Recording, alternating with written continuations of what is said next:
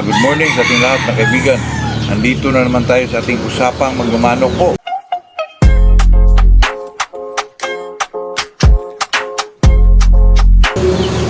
Bago tayo mag-umpisa mga kaibigan ay shout out muna tayo kay GMD Game Farm, Captain Hunday, owner po, San Mateo Rizal.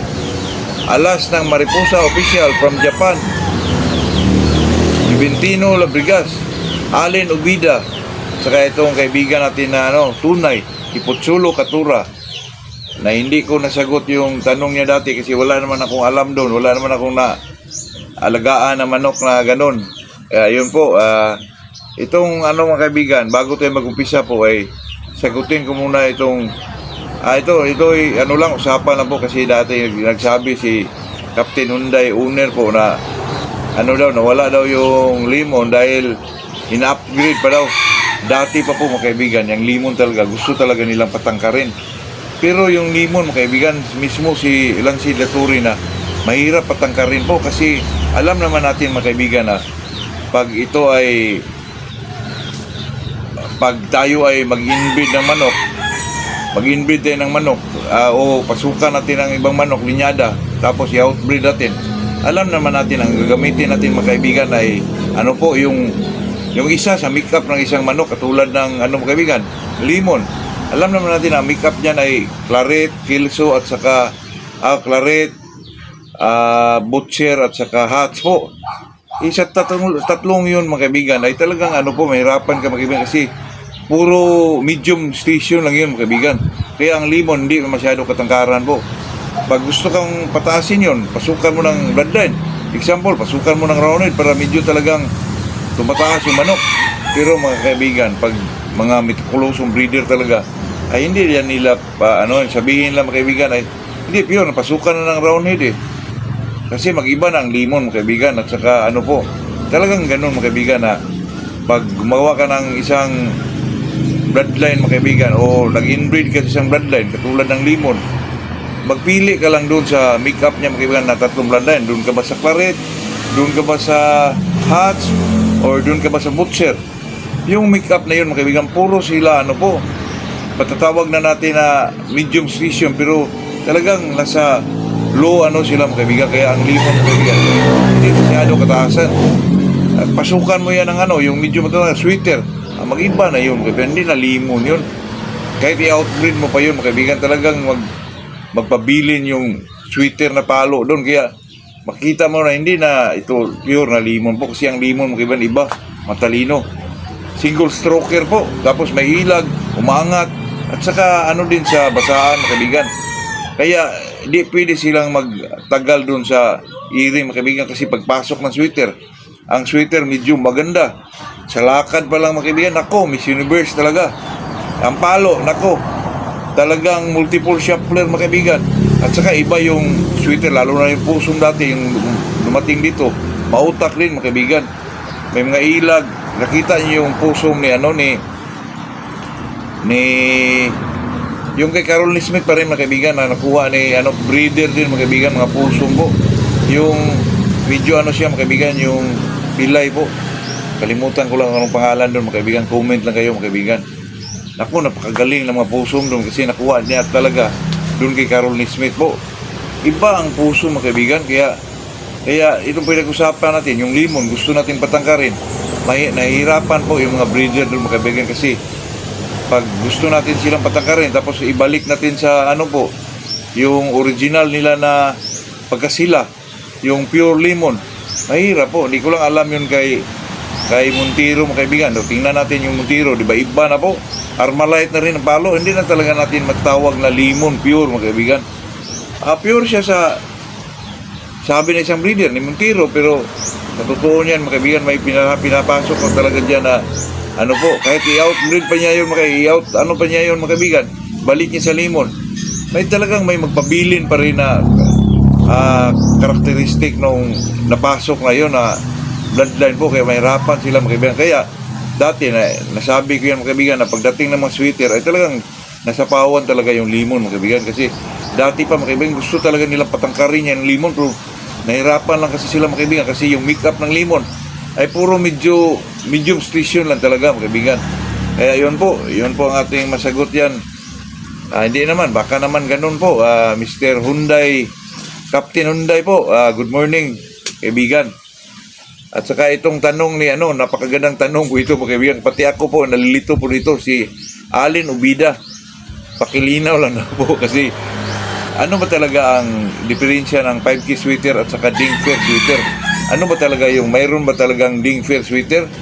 Sa pagkakalam natin mga kaibigan, maraming bloodline po ang binibreed ni Ding mga kaibigan, katulad ng lawn mower sweater, yung Moonwalker, at saka yung mga kaibigan, yung Golden Boy, sa kanya talaga yun mga kaibigan. Moonwalker, yung marami siyang, kasi iba kasi yung si Ding mga kaibigan. Magano siya ng ibang pangalan, tapos musikat na naman kasi sikat siya nung 90s mga up to 2000 po. Kaya yung ganong klaseng mga kaibigan, ang pinakaiba kasi yung 5K po, hindi talaga si Ding ang gumagawa doon, kundi si Carol Lee Smith mga kaibigan. Pinangalanan niya yung mga kaibigan, 5K kasi pagkatapos nanalo doon sa Sunset, yung tinatawag nilang doon maglabanan yung mga Amerikano mga kaibigan, nanalo yung manok na yun, yung sweater ni Carol Lee Smith. Ay gusto bilhin ng 5K mga kaibigan, pero hindi bininta ni Carol Lee Smith, binibreed niya, tapos hiniram ni mga kaibigan, ni Ding po. Alam ko yun mga kaibigan kasi sa mga usapan ni Nebillion, Sir Juicy, nanood tayo doon. Tapos sabi mga kaibigan na si Sir Nini pa ang naglagay sa karton na pinadala kay Ding. Kaya masabi natin na yung 5K hindi talaga kay Ding yun, hindi original na ginawa ni Ding. Kaya mga kaibigan, pati ako dyan, dati mga kaibigan, ay medyo nalilito ako dyan, na mayroon ba talagang, pero sa totoo lang mga kaibigan, ang mga manok ni Ding na gawa niya po ay yung lawn mower, yung Moonwalker, at saka itong Golden Boy mga kaibigan, kay Ding talaga yan. Kaya, pero mga kaibigan, may talaga mga kaibigan, na tawagin nilang Ding Fair sweater po. Ngayon, makabili ka kay Ding. At itong manok na to? Ding Fair sweater. Hindi na pinangalan na lawn mower, ganun. Pero may Ding Fair sweater lang talaga mga kaibigan, totoo yan. Naanuhan ako dyan sa kaibigan ko dito na imported yung manok niya. Pumunta talaga siya doon sa Amerika mga kaibigan. Sabi niya, nagtanong ako mga kaibigan, anong bloodline yan? Ding Fair sweater. Kasi sabi niya, may talaga yung matawag talaga na Ding Fair sweater. Yung sweater talaga ni Ding ngayon na pinalabas mga kaibigan, ang binangalan na po ay Ding Fair sweater po. Hindi na katulad dati mga kaibigan, lawn mower, yung mga hindi na po. Ding Fair sweater na lang mga kaibigan. Kaya pati ako dyan dati mga kaibigan, nalilito po ko dyan kasi yung 5K akala ko si Ding ang gumagawa yan. Hindi po, si Carol Lee Smith mga kaibigan. Kaya hindi talaga matawag yan na Ding na sweater. Pero may mga 5K siya doon na pwede pa rin matawag na 5K sweater mga kaibigan. Pero ang gumagawa niyang 5K mga kaibigan ay si Carol Lee Smith po. Pero pag kumukuha ka kay Ding mga kaibigan, ngayon, nowadays, pag uwi mo, pag tinanong ka, talagang Ding Fair sweater lang talaga ang tawag mga kaibigan. Ito yan kasi may kaibigan ako dito na pumunta siya sa labas mga kaibigan. Ang trabaho niya ay seaman po. Siya sa hindi ko lang alam kung Alabama pa ba yun mga kaibigan o anong lugar yun. Kumukuha siya kay Ding mga kaibigan, pero ang tawag niya ay Ding Fair sweater na po. Totoo yan, yun din kasi dati nalito rin tayo kasi akala ko yung 5K ay si Ding po ang nagpangalan yan. Hindi pala mga kaibigan, si Carol Lee Smith. Kasi napanood ko yan dati mga kaibigan na si Nini Abilio talaga ang naglagay sa box papunta kay Ding po. Pero ngayon mga kaibigan, pag bumibili ka kay Ding Fair mga kaibigan, pwede bumili ka ng 5K sweater kay Ding. 5K sweater galing kay Ding. Pero may talaga mga kaibigan, may Ding Fair sweater talaga tawag mga kaibigan. Katulad ng kinuha ng kaibigan ko dyan, na siya mismo talaga pumunta doon. Nagtanong ako, ano yan? Anong bloodline yan? Sabi niya sa akin, mga kaibigan, Ding Fair sweater talaga. May Ding Fair sweater, bandirado mga kaibigan. Iluwis din dito. Napakagandang manok mga kaibigan. At napakataas po, napakatangkad po. Kaya yun lang po ang masabi ko dyan. Depende lang sa iyo, Alin, kung puntinto ka sa paliwanag ko, baka kasi yun lang ang pagkakaalam ko dyan. Yun lang po, pag-usapan natin mga kaibigan, ito pong ang gawin natin sa nakuha natin tryo sa mga big time breeder o legit na breeder kasi medyo mahal to mga kaibigan. Ang gawin natin dyan mga kaibigan, ang iba po ay pagdating sa breed kagad, di ba? Binta dito, binta doon. So pinakagandang gawin dyan mga kaibigan, breed mo sila, tapos magpili ka mga kaibigan, yung seleksyon po. Piliin mo yung magandang lalaki, babae, kasi yun talaga ang mga kaibigan, yung una mong na-breed, kasi doon ka makikita ng magandang klase po. Sa pinakauna mong, first mong na-breed sila, magka-offspring ka, doon ka magpili mga kaibigan.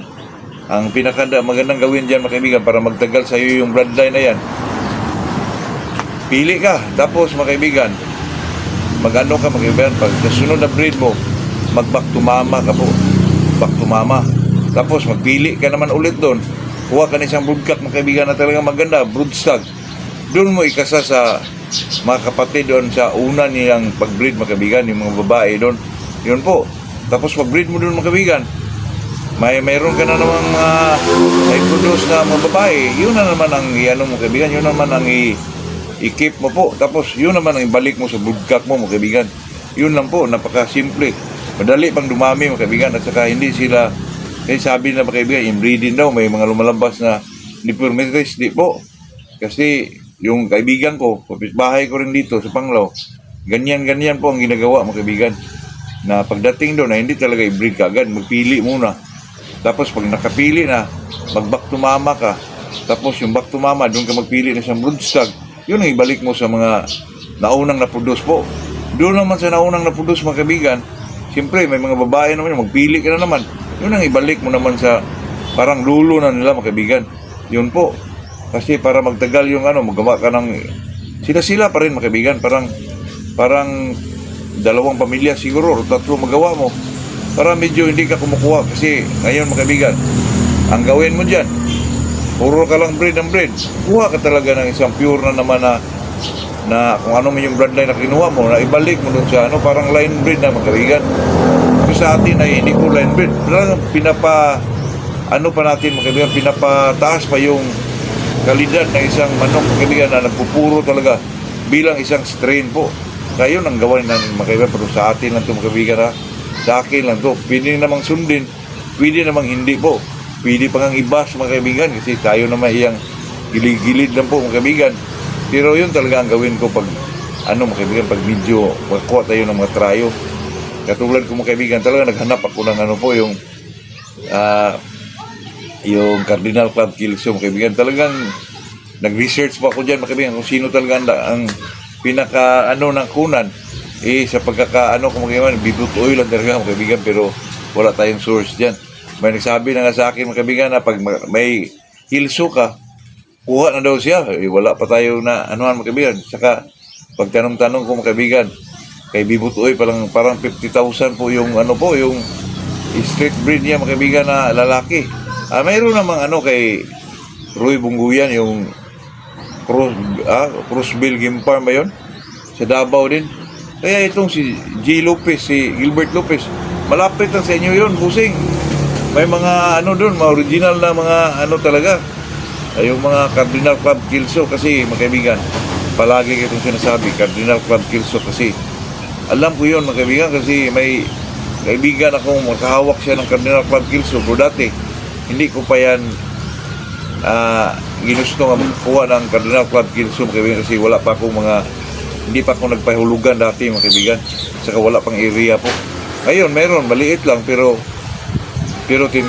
inaano ko yung contact ko yung kaibigan ko sa Facebook. Na daw, na medyo na ubos na daw mga kaibigan, hindi niya na maintain po. Napakaganda ng cutting ng Cardinal Club Kilso mga kaibigan, grabe. Para din silang limon mga kaibigan, na single stroker din. Pero may sila, may ayag bibi din. Saka may ilag mga kaibigan. Napakagaling po ng Cardinal Club Kilso mga kaibigan, kahit anong klaseng Kilso dyan. Pero napakaganda yung talaga Cardinal Club Kilso. Pero may pangalawa dyan mga kaibigan, itong parang puro sila religious na parang din yung isa, yung kay Dini Queen ka mga kaibigan na hawak, yung Bishop Kilso, John Bishop Kilso.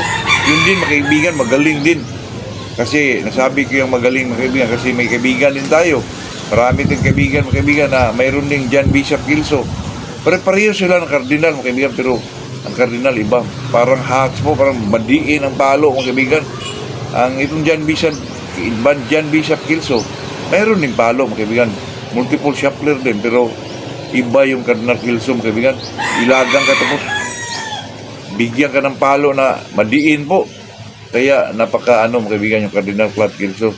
Nag-isip ako mga kaibigan kung kasi mayroon akong sa Cebu, yung Pitincioso ang apelido ba yun, nakakuha siya kay Roy Bungguyan, pero medyo mahal din, 15K din mga kaibigan. Gusto tayo na makakuha tayo ng parehang presyo sa atin po na 10K lang, ganun ba mga kaibigan ba?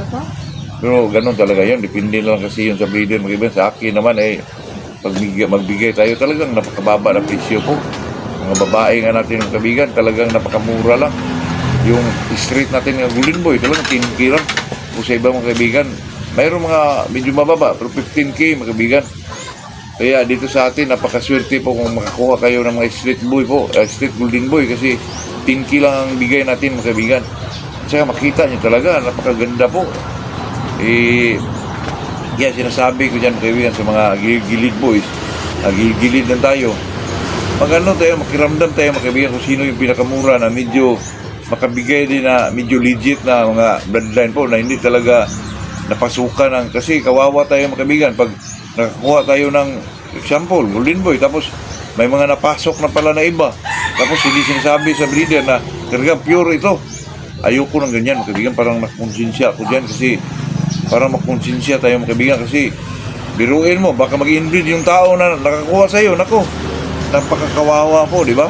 Kaya kailangan talaga, pag breeder tayo, honest talaga tayo mga kaibigan, kahit gilid-gilid boys lang to, mga inato lang tayo, mga walang pira, pero talagang anuhan natin ng oras yun, at saka kailangan talaga seryoso mga kaibigan, at saka honest ka, kasi pag nagbigay ka sa tao, sabi mo street breed, tapos may mga napasok ka na pala na naku, mahirap yun mga kaibigan, kawawa yung nakakuha sa iyo po.